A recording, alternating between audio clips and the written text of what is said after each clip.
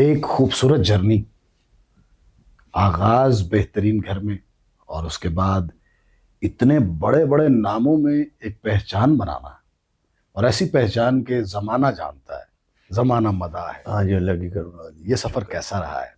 بس اس کی کرم نوازی ہے. اور مجھے اس بات کا بہت فخر ہے کہ میں اتنے بڑے گھرانے میں اللہ نے مجھے پیدا کیا اور اتنے بڑے گائکوں کا بھائی بنایا. ہاں، تو مجھے خوشی میرے لیے، میں اس کا جتنا بھی شکر ادا کروں گا. پھر پوری دنیا پہ اللہ نے مجھے شہرت دی. ایسا ہی ہے. اور بھائیوں کا نام تو اونچا تھا ہی، تو رہے گا، لیکن اللہ نے ساتھ میرا بھی نام کیا. کیونکہ میری والدہ کی مجھے دعا تھی. وہ ہمیشہ کہا کرتی تھی کہ میرے 2 بیٹوں کا تو نام میں نے دیکھ لیا ہے، میں حامد کا بھی نام دیکھنا چاہتی. بسم تو اللہ. اللہ نے ان کی مراد پوری کی.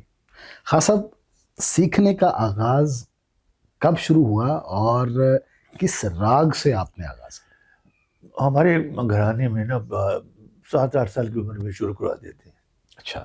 تھوڑا تھوڑا کر کے فیڈ کرتے ہیں، تھوڑا تھوڑا کر کے، کیونکہ مشکل کام ہے نا، ایک دم تو نہیں ہو سکتا ہے. ایسے ہی. تھوڑا تھوڑا ایکسرسائزیں کرواتے ہیں، تو پھر عمر بڑھتی جاتی ہے تو پھر زیادہ ہارڈ کام ہوتا جاتا ہے.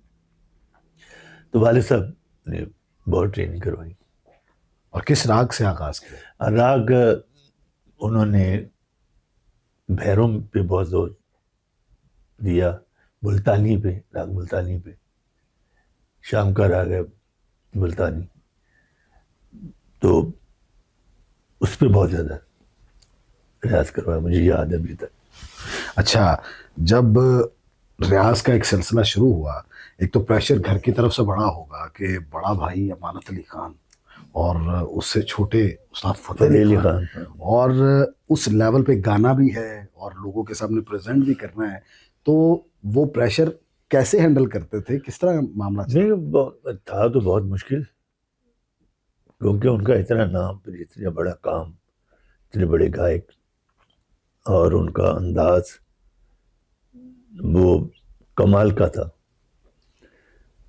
تو دیکھتے تھے ان کو، سنتے تھے، دیکھتے تھے کیا اسٹیج پہ کیسے بات کرتے ہیں، کیسے گاتے ہیں، کیا سٹائل سے اپنے انداز کو رکھتے ہیں.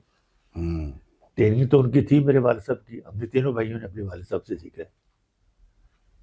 تو میں تو بلکہ یہ کہتا ہوں کہ ہم اب تینوں بھائیوں سے میں اپنے والد کو بڑا گائک مانتا ہوں.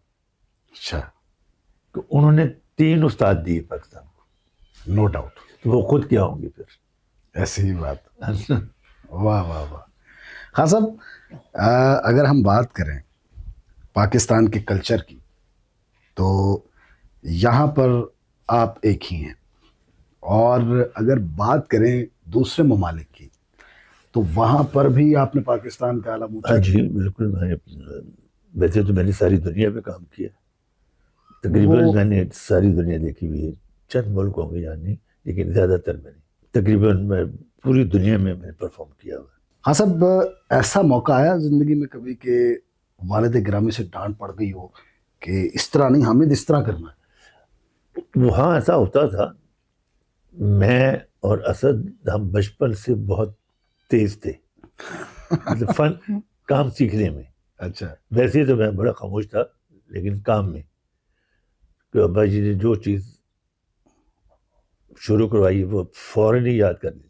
حالانکہ وہ ہماری جو بندش ہے وہ فوراً یاد ہونے والی نہیں ہوتی، بالکل. اس میں ٹائم لگتا ہے، بہت مشکلات اس میں جگہ ہوتی ہیں، مشکلات اس کے رکھنے ہوتے ہیں، ان کو پک کرنا بہت مشکل ہوتا ہے.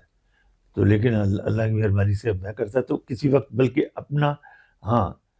اپنی میں نے بیچ میں کوئی کاریگری کر دینی، تو والد صاحب نے وہاں فوراً ڈانٹنا کہ جیسے ہے ویسے کہو، تم جن لوگوں نے یہ بنایا تو ان سے بڑے گائک نہیں ہو. واہ واہ واہ واہ. یعنی خود تصابی کا ایک سلسلہ گھر سے ہی چلتا چلا رہا ہے. خان صاحب، جو بھی انسان کسی بھی فیلڈ میں ہوتا ہے وہ کسی نہ کسی شخصیت کو آئیڈیلائز کرتا ہے. جب آپ نے موسیقی شروع کی लाजमी बात है, आपके वालिद गिरामी आपको सिखा रहे थे, लेकिन उस ज़माने में आप किस गायक को आइडियलाइज़ करते थे कि यार ये मेरी मंजिल है और मैंने इसको मद्देनज़र रखते हुए सीखना है? मुझे बचपन में तो ऐसी कोई चीज़ नहीं थी, क्योंकि वालिद साहब का ही जो घेरा था वो ही ऐसा असर था उसका कि किसी और चीज़ का असर होता ही नहीं था। कि हर वक्त उनके सर्कल में मैं रहता था, हर वक्त साथ साथ उनके चलना फिरना बैठना जाना, किसी जगह जाने में साथ साथ, क्योंकि मुझे पता था, बचपन से पता था कि मेरा बाप बहुत बड़ा गायक है। मैं जितना भी हो सके मैं इनका जो इल्म है वो मैं ले लूँ। और वो इल्म माशाल्लाह ऐसा इल्म है कि ज़माना उसकी पैरवी कर रहा है।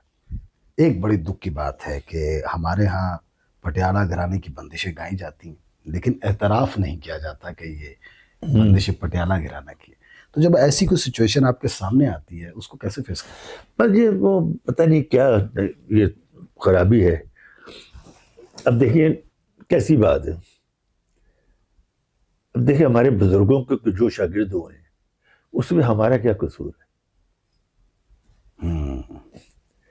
भी वो क्यों हुए थे? सवाल बड़ा वैलिड है। क्यों हुए? कोई गन रखी हुई थी यहाँ पे कि जी मेरे शागिर्द हो जाओ? ऐसा तो नहीं ना होता। नहीं, हमारे फन में तो ऐसी चीज है ही नहीं।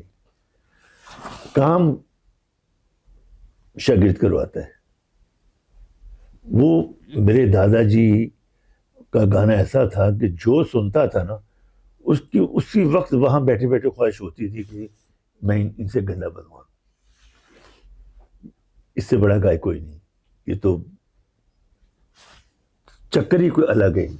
वो बात पता क्या है, वो अब देखिए इसमें ना किसी का भी कसूर नहीं। अब देखिए शागिर्द जो होता है ना उस वक्त होता है जब अपने से अफजल तस्लीम करे किसी को।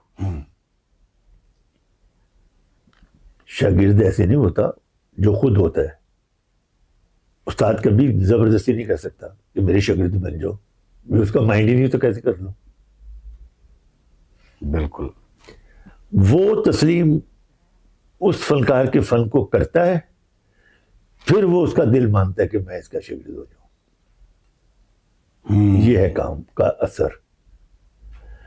तो वो अच्छे लोग थे पहले जमाने के, सच्चे लोग थे, सच को पहचानते थे, हकीकत को और फन की कदर को जानते थे, देखते थे कि क्या है जो ये काम मेरे पास नहीं है। तो उनकी सोच ही अच्छी थी। देख कहने वाले ये भी कहते हैं सीखने वाला उस्ताद होता है। वाह वाह वाह, आप क्या कहते हैं इसमें? मैं ये कहता हूँ कि देखें ये नसीबों की बात होती है। आप किसी अच्छे माहौल में जाएंगे तो आप पे असरात भी अच्छे होंगे। अगर आप किसी बुरे माहौल में जाएंगे तो वही असरात आएंगे ना आप पे भी। तो आप किसी अच्छे गायक का कोई शागिर्द होता है या कोई, मैं गाने की भी बात छोड़ें, तबला है, सारंगी है, सितार है, जो भी क्लासिकल साज है, वो सीखते उसका फायदा ही है ना, उसमें कोई नुकसान तो नहीं ना। बिल्कुल, कुछ ना कुछ मिलता ही है ना शागिर्द को। इसमें मैं तो खुद हैरान होता हूँ कि ये पता नहीं क्या बात है। मेरे कहने का मकसद ये है कि जो हुए हैं तो या तो उनकी सोचें देख लें, पता नहीं क्या फिर वो जेलिसी पैदा हो जाती है कि हमारे बुजुर्ग की क्यों शागिर्द हुए। अभी हमारा क्या कसूर है, हम क्या करें? सच्ची बात है। और अदब वाजिब है, अगर आपके बड़े शागिर्द हुए हैं तो आप पे भी वाजिब है एहतराम करना। खास अब अगर हम बंदिशों की बात करें तो औलाद की तरह आपको अपनी तमाम बंदिशें ही प्यारी होंगी, लेकिन कोई ऐसी बंदिश जो दिल के बहुत करीब है और वो अक्सर ज़ुबान पे रहती,